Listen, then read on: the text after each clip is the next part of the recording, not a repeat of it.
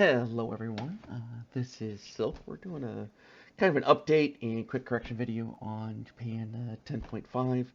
Kind of as I explained at the beginning, when you're playing by yourself like this and there's nobody to call out things, it's really, really easy to miss stuff, and boy did I miss lots of little minor things. Fortunately, it looks like all of them are pretty easily fixable. The dice cooperate a little bit with that, so just want to do a quick little update explaining kind of what's going on, and at the same time, kind of give the rest of my fellow players here, trying to make sure we're all on the same page as far as cash and tech-wise. I'm going to do a quick little zoom in on what I believe the check chart is. So if anybody needs to yell at me about a correction, kind of let me know. But this is as of the Japan 10.5. So if Britain has rolled at this point, I'm not aware of it. So they could have possibly increased either factories or LRA is likely what he's going for, I imagine. But that's currently what I believe the tech chart's sitting at. Gotta love that France. That five out of 6 rolls was pretty amazing. And then update on the money. I've got here's where I've got everybody sitting cash wise. America I took up to their full wartime, but they did lose 2 for the Philippines. I've got the Soviets at their full production at 56. I've got Germany at 48, Japan at 45. England is at 26, and then Italy's at its 10. France is not on the board. Anzac's at 7. I have FEC, sorry, down to 4, and then I've got Vichy at 1 and KMT at also at 1. They're a little in trouble now that the Burma Road's closed. So within that, I wanted to kind of just do a quick shout out to folks about what some of the income bonuses are, just kind of an overview, and maybe they can, like, sometimes we're just kind of going through them. So that's what this wonderful little chart here at the bottom that comes with your game will show you. Germany currently is only collecting for Sweden. If they take Bessarabia back, though, they'll be able to retake this one, and that likely is going to happen. So Germany is going to be at its 6. The Molotov-Ribbentrop pact is over with, and he could airborne attack into Norway maybe and grab that.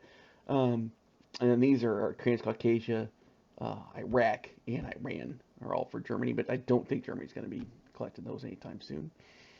For the CCP, they do actually get theirs. I should have them on here. Where are you, CCP? They are collecting their +2. That is how they are currently making any money. They don't have any territory that actually makes money. They are just living off of this $2 bonus for having a railroad connection next to Soviet home territory. So that's how they're making money. The Soviets, meanwhile, get 3 if they control all of their cities, and then they get 2 from the Allies from the Arctic Convoy. Now this one can get turned off. If at any point the Allies decide they want to turn that one off, America gets to do that. For Japan, I lost my oil income, so that's all gone. But there's several territories that are worth 2, and I currently have 2 of them between Malaya and the Philippines. And then the 6 Chinese territories are worth 1, and there's a few more islands that are also worth 1 that Japan can reach out and strike. So that's currently why I'm getting 10. England's getting 3 for having the Suez. They don't have Iran, and there's been subs ready on the line. So until they get rid of all those subs, they're not going to collect those either. Let's see, this one was, that was FEC. So that one got turned off because of and FC get taken. But that'll turn back on. Actually, they'll collect that because they still have the Suez and Aden. So they're going to actually collect, I think, 6 on their turn.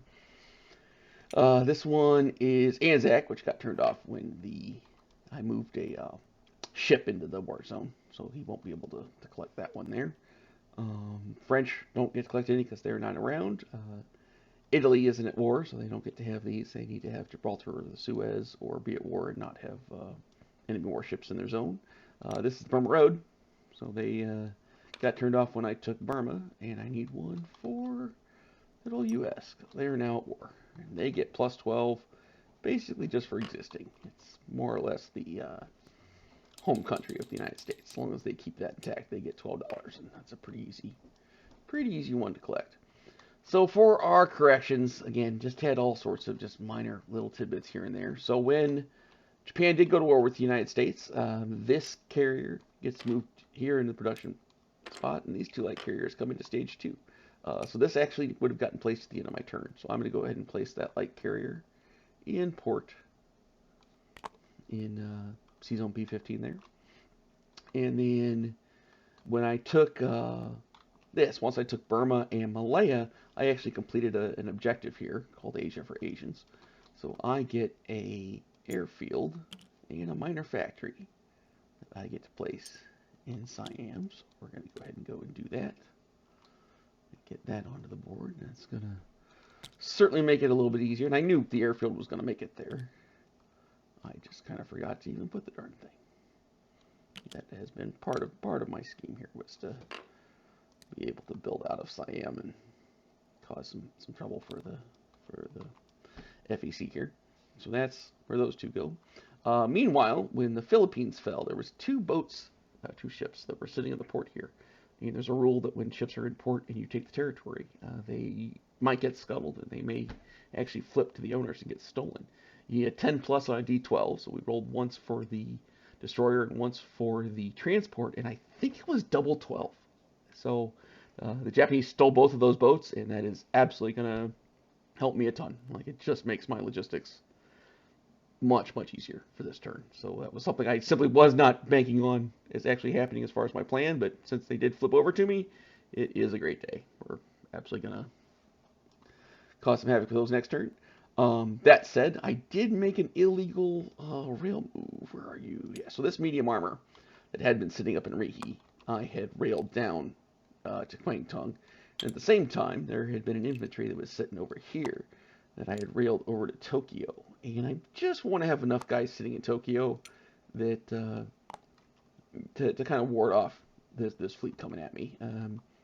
He probably won't do it. He still can. He can maybe try to invade Honshu. He can maybe try to do some havoc, but the problem is he's unsupported. He doesn't have anything, and at some point I'll catch his fleet and just kind of cut him down and cause some trouble. So I don't think the War Enthusiast is going to do that, but he did force me. Like, he made me spend money here in Tokyo just by being here. So that was a pretty cool move on his part in that regard. So I want to go ahead and make sure I keep this infantry here, and so this medium armor that I had railed down to Kwangtung is not railed to Kwangtung. It's instead just going to move the two and go into Hopei here, like so. And I think, the big one was the dice. I forgot about the two first strikes that might have happened, and fortunately they both missed. I think it was like a 7 and an 8, and they hit at 5s. So that mistake was just a wash. Yay for that, because that was by far the one that might have messed the most up with the way the battles went and whatnot. And that, I believe, is it. So we'll see what time my schedule is today. I may try to do, now that everybody's kind of at war, I may go ahead and try to do kind of a state of the game after America's turn. We'll see where we're at with that. And that's it. If anybody has any comments, throw them in there, and we'll respond to them as best we can. And everybody have a good day.